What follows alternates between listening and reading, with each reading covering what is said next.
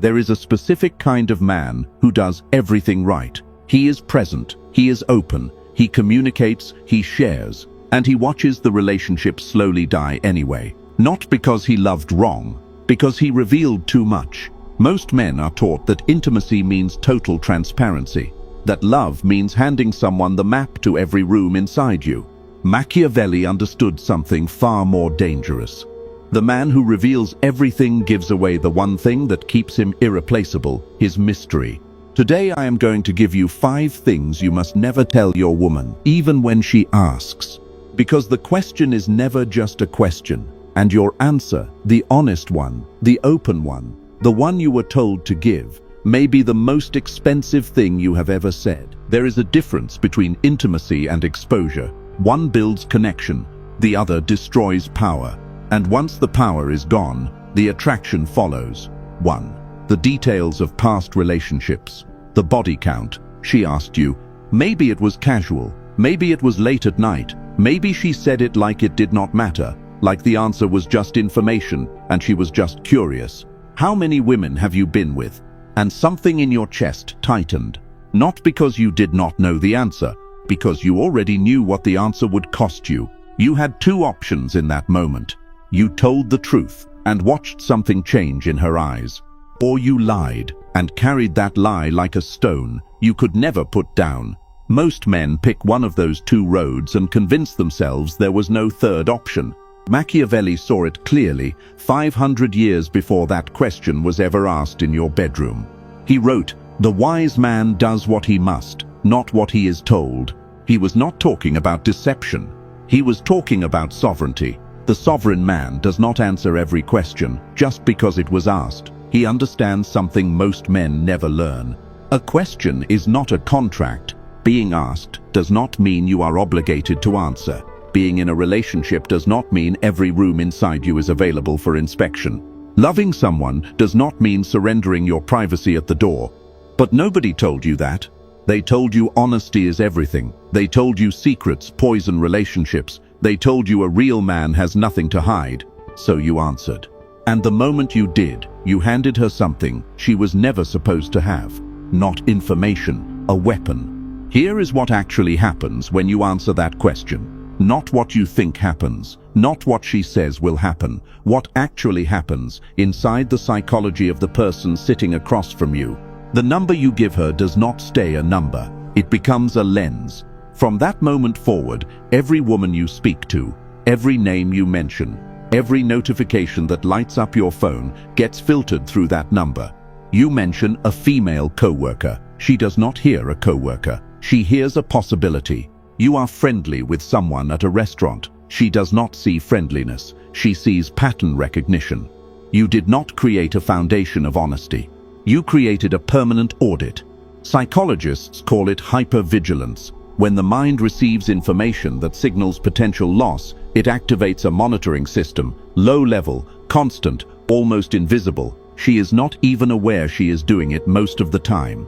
But the system is running, and you activated it yourself, voluntarily, because someone asked you a question on a Tuesday night, and you thought honesty would bring you closer. It brought you under surveillance. Now let us talk about the number itself. The first mistake is going high. You tell her the real number. It is higher than she expected. She says it is fine. She says it does not bother her. She is lying. Not maliciously. She genuinely believes herself in that moment. But what her brain hears is not a number. What her brain hears is, he has practiced choosing and leaving. Every time there is friction, every time you pull back, every time you go quiet, that number whispers to her. He has done this before. He knows how to leave. You did not give her a fact. You gave her a story she will replay at her lowest moments. The second mistake is going low. You minimize, you round down, you say something vague, and now you are a liar. Now she knows 2 things. 1. The real number is higher than what you said. 2. You do not fully trust her. Both of those conclusions live in her quietly from that point forward. You tried to protect yourself and ended up more exposed than if you had said nothing at all. You see the trap now. High number, damage. Low number, damage. The question itself is the trap. And the only move that preserves your power is the one most men never consider: strategic silence. Not lies, not deflection, not nervous laughter. Silence delivered with calm, total confidence.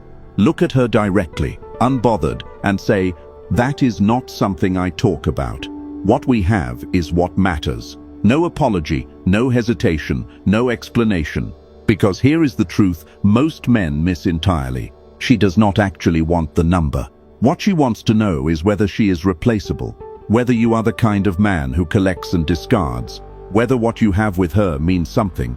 And you can answer that fully, directly, powerfully, without ever touching the number. You are not competing with anyone from my past. What I have here with you is where my focus is. That answers the real question. It gives her the security she was actually looking for. Without turning your private history into public information, she will carry into every future argument. Julius Caesar was captured by pirates at 25 years old. They held him for ransom. They expected fear. They expected submission. Caesar laughed at them. He did not perform his vulnerabilities. He did not reveal the pressure of his situation, the uncertainty of his future.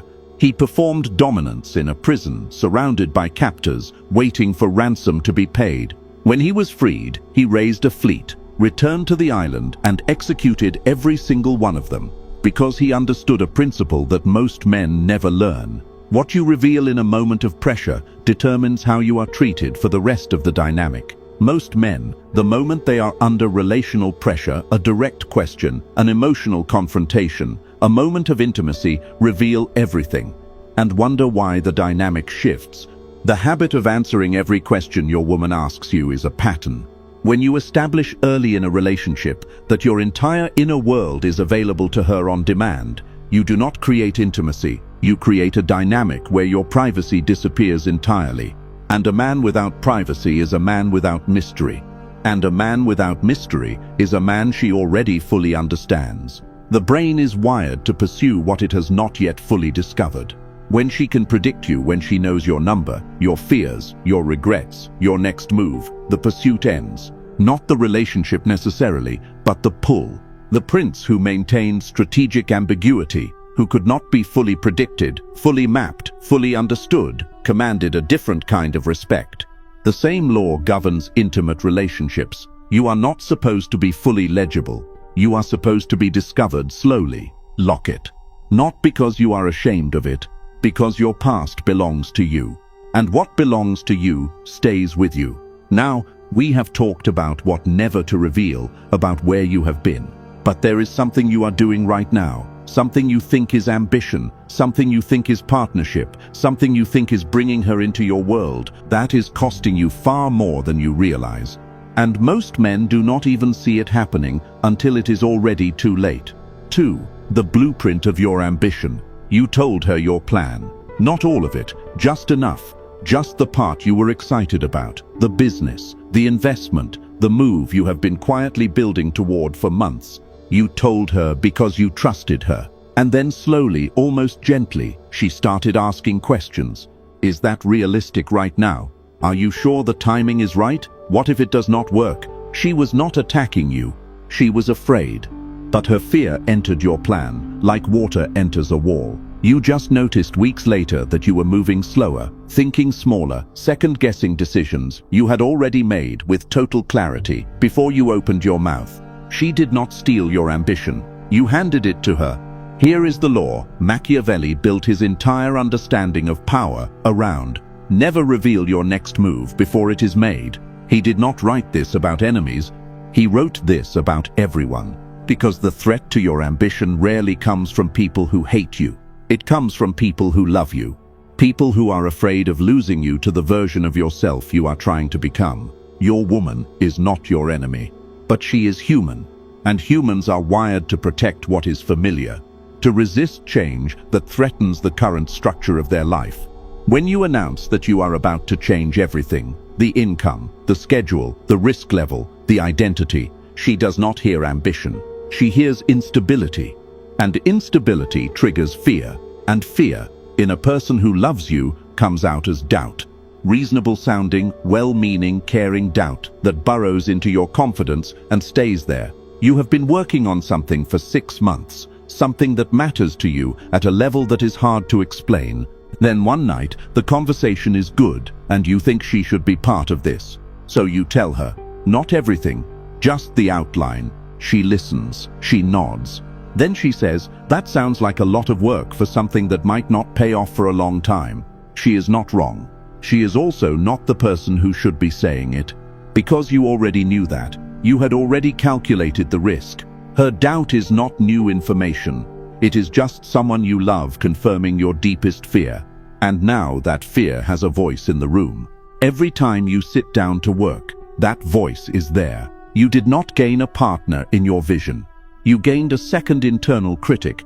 Julius Caesar did not announce the crossing of the Rubicon. He crossed it. The announcement came through the act itself. The powerful do not ask for approval before they act. They act, then they let the results speak. Your woman's respect for your ambition is not built during the planning stage. It is built during the execution stage. When she watches you work at hours that are inconvenient, when the results start appearing, quietly, steadily, undeniably, these invite debate. Results demand respect.